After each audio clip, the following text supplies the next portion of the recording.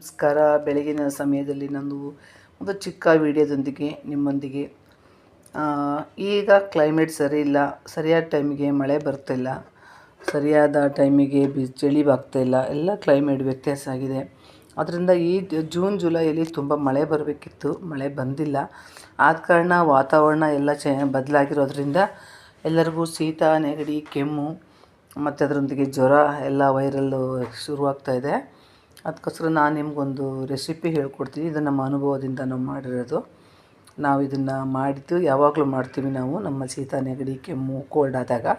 ಅದರಲ್ಲಿ ನಮಗೆ 3 ದಿನ ಬೆಳಿಗ್ಗೆ ಸಾಯಂಕಾಲ ಒಂದೊಂದು ಲೋಟ ಕುಡಿಯುವಾಗ ನಮಗೆ ಖಂಡಿತ ಇದರಿಂದ ರಿಲೀಫ್ ಸಿಕ್ಕಿದೆ.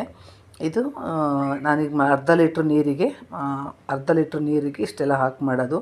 ಇಷ್ಟು ಶುಂಠಿ ಹಾಕ್ತೀನಿ, 3 ಕಾಳು ಬೆಳ್ಳುಳ್ಳಿ ಹಾಕ್ತೀನಿ, ಸ್ವಲ್ಪ ಜೀರಿಗೆ, ಒಂದು ಅರ್ಧ ಟೀ ಸ್ಪೂನು ಅರಿಶಿನ ಪುಡಿ, ಸ್ವಲ್ಪ 3ರಿಂದ 4 ಲವಂಗ, ಒಂದು 6ರಿಂದ 7 ನಮ್ಮ ಮನೆಯದು ನಾವು ಬೆಳೆದಿದ್ದಂಥ ಪೆಪ್ಪರು ಅಂದರೆ ಮೆಣಸು.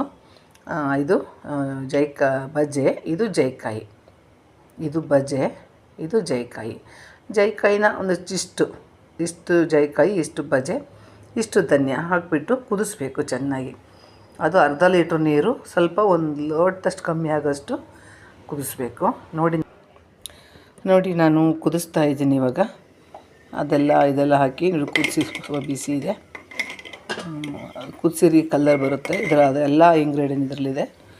ಹೀಗೆ ಕುದಿಸ್ಬಿಟ್ಟು ನೀವು ಸತತ 3 ದಿನ ಇದನ್ನು ಒಂದೊಂದು ಲೋಟ ಸೇವಿಸೋದ್ರಿಂದ ಖಂಡಿತ ಶೀತ, ನೆಗಡಿ, ಕಫ ಎಲ್ಲ ಕಂಟ್ರೋಲ್ ಆಗುತ್ತೆ. ಇದು ನಾವು ಅನುಭವದಿಂದ ಹೇಳ್ತಾಯಿದ್ದೀವಿ. ಈ ವಿಡಿಯೋ ನಿಮ್ಗೆ ಇಷ್ಟ ಆದರೆ ಲೈಕ್ ಮಾಡಿ, ಫಾಲೋ ಮಾಡಿ, ಯಶೋಧ ರಾಮಕೃಷ್ಣ ಚಾನಲ್ನ ಫಾಲೋ ಮಾಡಿ. ಧನ್ಯವಾದಗಳು. ನೋಡಿ ನಾನು ಇದನ್ನು ಸೋಸ್ತಾ ಇದ್ದೀನಿ.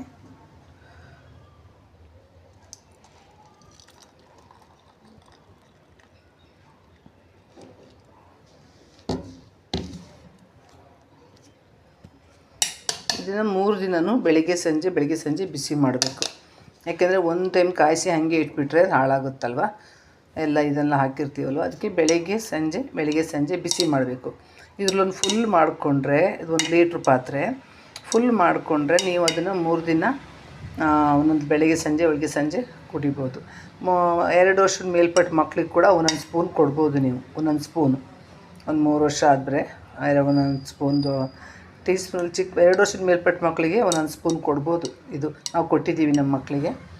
ಅದು ಕುಡಿಯೋದು ಕಷ್ಟ, ಮೆತ್ತಗೆ ಗೊತ್ತಾಗದ ರೀತಿಯಲ್ಲಿ ನಮ್ಮ ಮಕ್ಕಳಿಗೆ ಕುಡಿಸಿದ್ದೀವಿ. ನೋಡಿ ಕಲರ್ ಬರುತ್ತೆ ಕಾಯಿಸಿದ್ರೆ.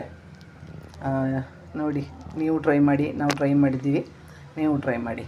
ಧನ್ಯವಾದಗಳು.